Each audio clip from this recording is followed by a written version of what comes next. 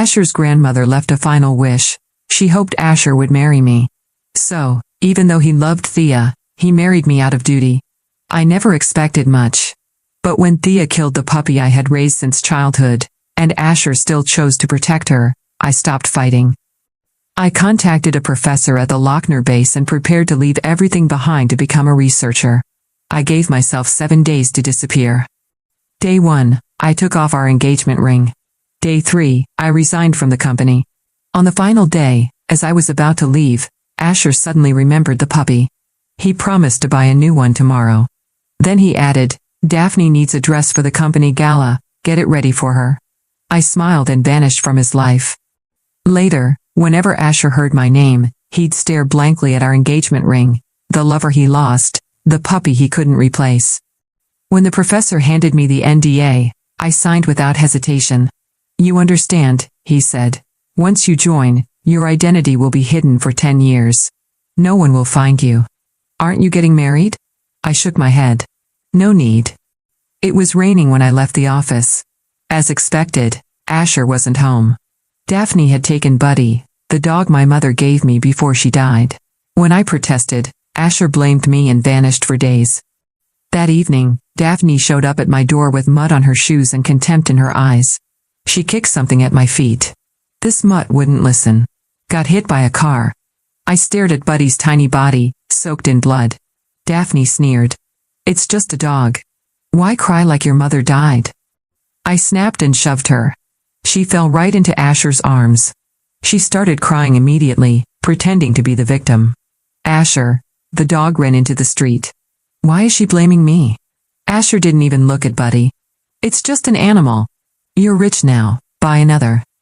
He defended her. Again. He called Buddy just a dog. The same Buddy he once swore to protect. The same promise he made by my dying mother's side.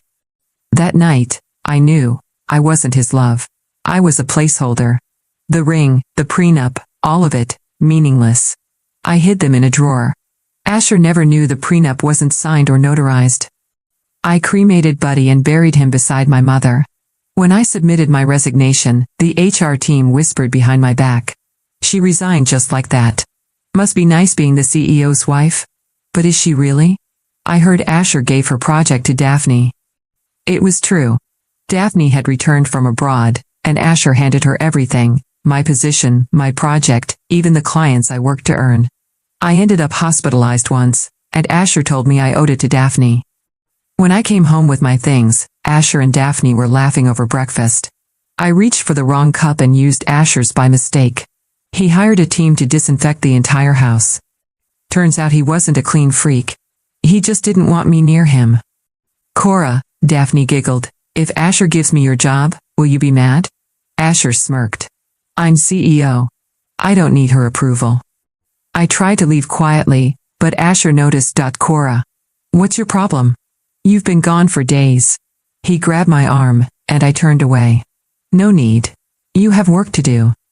Daphne blocked my way upstairs and dropped the mask. "Asher never loved you. His grandma forced him to marry you. That house, that money, it's not yours. Give up the agreement. You're just a stray dog no one wants." She crossed a line when she mocked my family. "Say that again," I snapped, "and I'll tear that smile off your face." Asher rushed over, thinking I was the aggressor.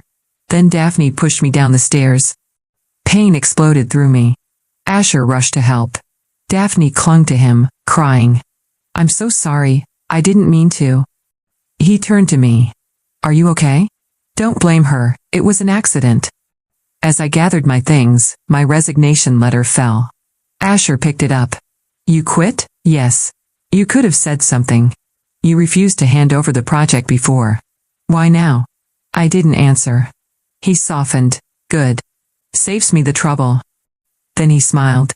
"Just teach Daphne the project before you go. She's not like you, she can't charm people and win half the company." I bit my lip. He'd never understand. In the following days, I trained Daphne, visited his grandmother's grave, and packed. On the last day, Asher stayed home. I feared he'd stop me. But instead, he said, "Daphne wants to go stargazing. I'm taking her camping."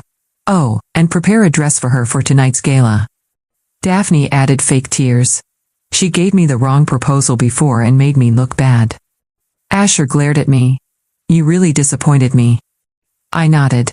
I'll prepare the dress. Guilt flashed across his face. I'll get you a new puppy tomorrow. Like the old one. Before leaving, I ironed the dress and placed the ring and prenup on the table. The professor waited outside. He glanced at me and sighed. Let's go. Asher returned that night, slightly drunk with Daphne. The house was silent. He called out, Cora, make some soup. No answer. He turned on the lights and saw the ring and papers on the table. Who said you could take off the ring? But I was already gone. The morning Asher stumbled home reeked of alcohol and cheap perfume. Daphne clung to him, her laugh shrill, echoing through the halls of the once quiet home. But this time, no one greeted them. No soup simmering on the stove, no Cora curled on the couch with her quiet smile. Only silence.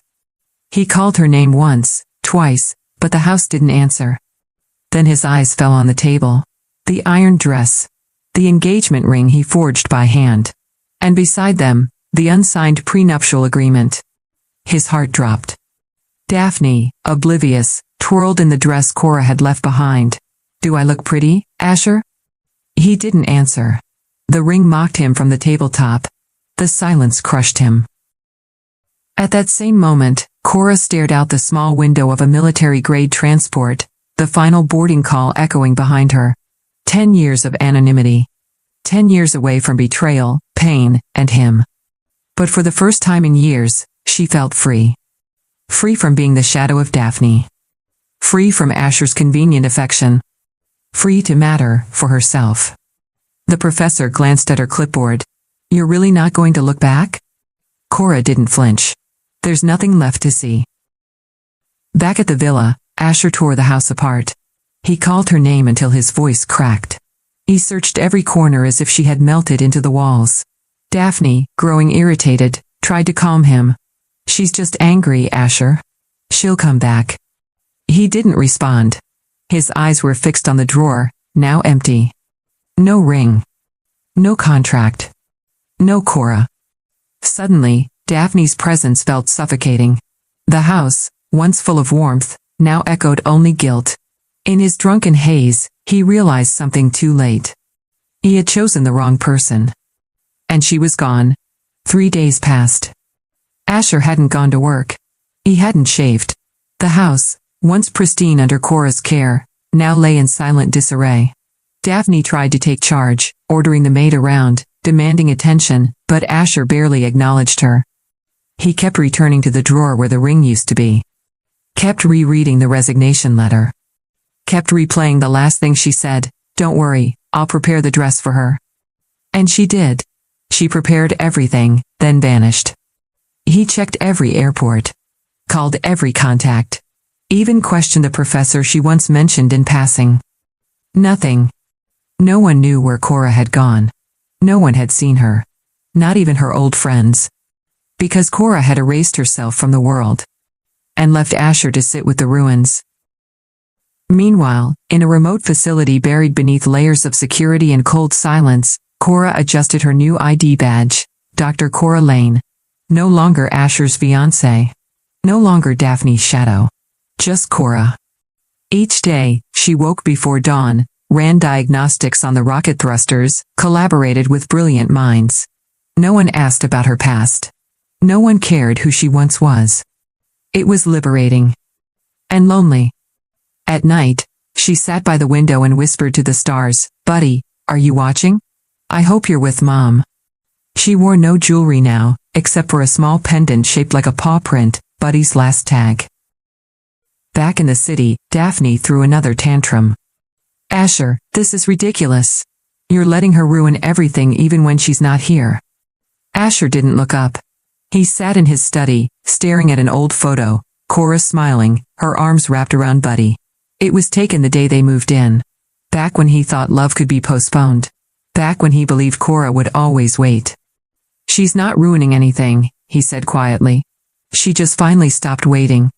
Daphne scoffed, you're acting like she died. No, he said, his voice hollow. Worse. She disappeared. And took every part of me that mattered with her. The boardroom was colder than usual. Asher sat at the head of the table, dressed impeccably, but vacant behind the eyes. The project Cora had once led, now Daphne's, was unraveling fast. Investors were nervous. The deadlines were slipping. And Daphne, in her glittering heels and sharp lipstick, fumbled through her presentation with shaky confidence. Asher kept his jaw clenched, watching the once promising project crash under the weight of incompetence. "Miss Daphne," one of the investors interrupted, "these numbers don't align with the projections from 2 months ago. Where's the original lead? Ms. Cora?" Asher froze. "She resigned," he said flatly. "Personal reasons." The room buzzed. Some exchanged knowing looks. Everyone had seen the change, the sudden drop in quality, the absence of Cora's quiet brilliance. One investor leaned forward. Pity. She had a gift. Back at the base, Cora stood before the propulsion module, deep in conversation with senior scientists.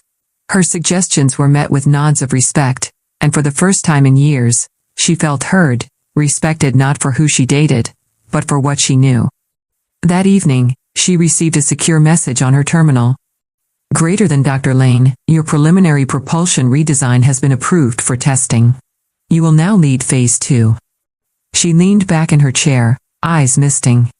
For so long, she had been an afterthought. Now, she was essential. Asher drove home in silence that night. Daphne tried to cheer him up with wine and flirtation, but he brushed past her, heading straight for the drawer. Still empty. Still no ring. He pulled out his phone and dialed an old contact, someone from the Lochner base. "Do you know where Professor Alden is?" The voice on the other end hesitated. "Why?" "I need to know if someone named Cora Lane is there." A pause. Then, "Asher. If she's there, it means she chose to vanish for 10 years. You don't find people like that." Asher's heart sank. 10 years. 10 years without her. 10 years to regret everything. Daphne stood in front of the mirror, adjusting her earrings for the company's spring gala. The dress Cora had once ironed for her now hung awkwardly, ill-fitting, no matter how much she tailored it. "Asher, are you ready?" she called, forcing cheer into her voice. He emerged from the bedroom, dressed in a dark suit, but his eyes gave him away, distant, hollow. Not once did he glance at her. At the gala, they played their parts, CEO and his fiancée. Smiles for the cameras. Toasts raised. But the moment Asher stepped aside, murmurs filled the air. "Did you hear Cora left the company? She carried that project. Daphne's just reaping the benefits. I wonder where she went." Daphne's grip tightened around her champagne glass. The ghost of Cora was everywhere. Every conversation, every compliment, always followed by a "but she's gone now." She leaned into Asher. "People are talking." Asher sipped his drink. "Let them." At the base, Cora received her first performance review. The lead engineer handed it over silently, a rare smile on his face. At the bottom of the report, in bold letters, "Greater than candidate exhibits exceptional leadership, insight, and integrity. Potential for long-term strategic advancement." Cora stared at it, barely breathing. She wasn't just surviving. She was becoming something more. Still, some nights, when the base lights dimmed and silence crept in, she'd open her encrypted locker and look at the only thing she took from her old life. A photo. Her, Buddy, and Asher. She'd marked out his face long ago, but she couldn't bring herself to destroy the image. Not yet. Maybe one day, when it stopped hurting. Meanwhile, Asher opened a drawer Daphne was forbidden to touch. Inside, the handmade ring. The old telescope. And the only letter Cora had ever written to him, folded and unopened. He stared at it, hands trembling. Then finally, after weeks, he read it. "Greater than Asher. You once said I was your calm in the chaos. But when the storm came, you didn't look for me. You ran toward it. You left me to drown quietly, so Daphne could feel like the sun. I hope she warms you. I'll take my calm with me now. Goodbye. Cora." Asher sank to the floor, the letter clutched to his chest. Daphne knocked lightly on the door. He didn't answer. because for the first time, he knew what loss really felt like. And this time, it was permanent. 6 months later, the company's quarterly performance had plummeted. The flagship project, once Cora's masterpiece, was quietly shelved. Investors began pulling out. Rumors swirled. Some blamed the market. Others whispered a harsher truth. Cora Lane's absence had left a crater they couldn't fill. Inside the boardroom, Asher stared at the numbers. "We need stability," one director said. "You need to step up, Asher. Or step down." Daphne, sitting beside him in her new designer suit, interjected. "We're doing our best. I've been." "No offense, Miss Daphne," the director cut her off coldly, "but we invested in Cora's vision. You've only diluted it." The silence was brutal. Far away, Cora watched the company's fall from a secure monitor at the research base. She didn't smile. She didn't flinch. She simply closed the tab and returned to work. Her hair was shorter now. Her back straighter. Her voice more firm in meetings. Dr. Lane had no room for bitterness. But she had learned, silence was the sharpest blade. At a charity event back in the city, a journalist cornered Daphne on the red carpet. "Miss Daphne, what happened to your engagement with Mr. Asher?" Daphne's smile faltered. "We're taking things slow. Focused on work." But Asher hadn't touched her in weeks. Hadn't spoken more than a sentence to her in days. Every time she tried to get close, he drifted further away. She found him that evening sitting in Cora's old music room, untouched since her departure. "You're still thinking about her," Daphne whispered bitterly. Asher didn't deny it. "Cora built everything in this house," he murmured. "She loved in silence, served in silence, suffered in silence. And I never noticed until the silence was all that remained." Daphne's eyes burned. "So what now? You punish me forever for not being her?" Asher finally looked at her. "No. I punish myself." That night, as Cora prepared her next mission briefing, she received a rare encrypted message from an old acquaintance at the firm. "Greater than thought you'd want to know. Asher's company is falling. Your silence. It's louder than you think." Cora stared at the screen. Then, without hesitation, she deleted the message. Because vengeance didn't always need fire or fury. Sometimes, walking away, and never looking back, was enough. The once bustling headquarters of Asher's company now echoed with unease. Projects stalled. The once praised innovation department, Cora's pride, was disbanded. The engineers she had trained had either left or refused to report to Daphne. One by one, investors began withdrawing completely. Some cited instability. Others simply said what everyone already knew. "You shouldn't have let her go." Asher stood at the window of his corner office, staring down at the street below. He hadn't been sleeping. Not since the board announced their intent to remove him unless he salvaged the situation. He picked up the phone and dialed the Lochner base again. No one answered. He left a message, again. "Cora, I don't know if these even get to you, but I wanted you to know. Everything fell apart. Without you, nothing makes sense. You were the core. Not just of this company, but of me." He paused. "I know I never deserved you. But I hope, wherever you are, you're finally happy."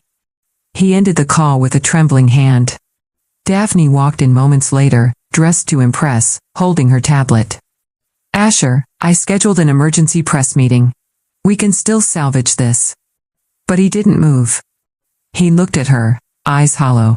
"Do you ever wonder," he said, "what it's like to ruin someone? And only realize it after they're gone?"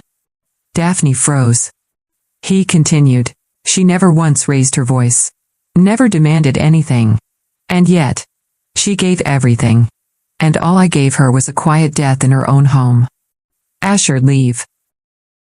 At the research base, Cora climbed the steel stairs to the top of the launch observation deck. The first prototype of the rocket she helped design stood tall on the launch pad, seconds from ignition. The countdown echoed in the chamber. Her breath fogged in the cold air. T-10. The flame ignited. The ground shook. Lift off. She watched it disappear into the sky. And in that moment, she smiled, not for the team, not for the success, but for herself. Because while Asher's empire crumbled, hers was just beginning to rise. The headlines came crashing down. CEO Asher Lane resigns amid internal collapse. Whistleblowers reveal nepotism, project mismanagement. Where is Cora Lane now? Public scrutiny intensified. Cora's name resurfaced, not through interviews or statements, but through whispers, articles, and testimonials. Investors praised her intellect. Engineers shared how she worked late into the night, fixing Daphne's errors behind the scenes. Former colleagues quietly admitted, she built the foundation. They just painted over it. Even without showing her face, Cora's legacy began erasing Daphne's lies. And the world started remembering who really built the empire. Meanwhile, Asher sat in his grandmother's old garden, unkempt now, but still quiet, still sacred. He placed a small framed photo of Buddy beneath the tree where they used to play.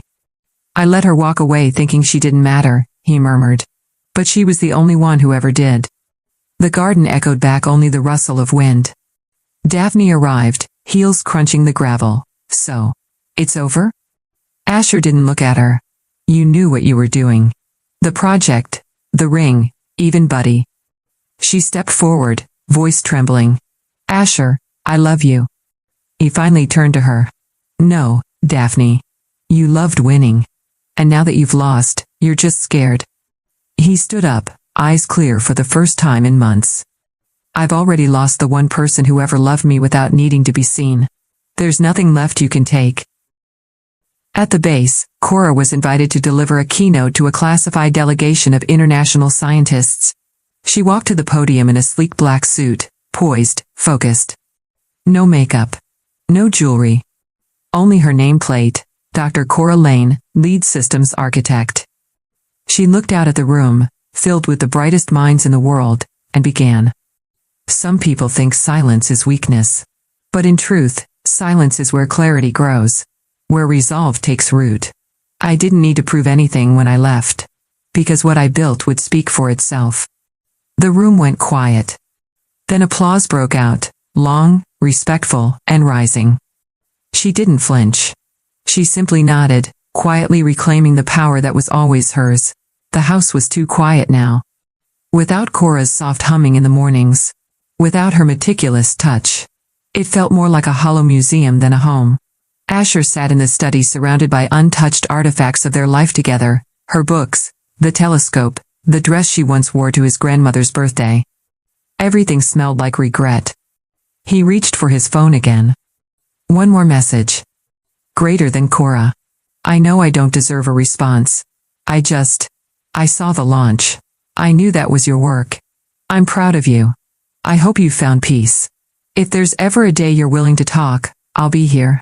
But if not, I'll carry this silence. Because I earned it. He didn't send it. Instead, he wrote it on paper, folded it, and placed it in the drawer beside the ring he once swore she'd never remove. At the research base, Cora was nominated for a Global Innovation Award. Cameras flashed. A documentary crew requested an interview. She politely declined. She didn't want fame. Only fulfillment. Her work was speaking, loudly. And now, the world listened. That evening, she returned to her quarters and found a small package waiting at her door. No sender. Inside was a photo of her and Buddy, restored, unmarked, and a card in neat handwriting. Greater than I know I don't deserve your forgiveness. But I'm sorry I saw you too late. She stared at it for a long time. There were no tears. Only silence. Then she tucked it into a locked box beside her old ID, and turned out the light. Back in the city, Daphne packed her things. The media had turned on her. Her name was no longer associated with elegance, but with deception. Asher, say something, she begged one last time. But he didn't. He just watched her go, wordless. Because now he understood the value of silence. And the cost of not listening when it mattered. 10 years later. A cold wind brushed against the glass windows of the newly inaugurated Global Aeronautics Hall. Reporters swarmed outside, cameras flashing as world leaders and scientists gathered inside to honor the woman behind the decade's most revolutionary propulsion system. Ladies and gentlemen, the announcer said, please welcome Dr. Cora Lane. She walked onto the stage in a tailored midnight blue suit, composed, radiant. The applause was deafening, but she didn't smile for the crowd. She smiled for herself. I spent many years silent, she began, not because I had nothing to say, but because I was always speaking to the wrong people. There was a pause, some knowing nods from the audience. Sometimes you must lose everything, your home, your title, even your name, to discover who you truly are. And once you find that, you never let anyone take it from you again. Applause roared again. But as the hall celebrated, one man stood quietly at the back. Asher. Older, humbled, alone. He didn't approach her. He didn't dare. Instead, he clutched a worn photograph of her with Buddy, creased, weathered, but cherished. Outside the hall, as the ceremony ended, Cora stepped into the night air. She stood beneath the stars, her stars, just as she once dreamed. The reporter ran to her.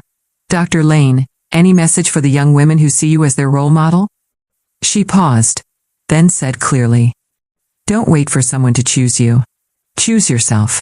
That's where everything begins. And miles away, in the quiet garden Asher had long since restored, a small plaque now sat under the tree. For Buddy. For Cora. For everything I should have protected. But it was too late. Cora was gone long ago. Not in bitterness, but in brilliance. She didn't return to prove a point. She rose to prove her worth, to herself. And that made all the difference,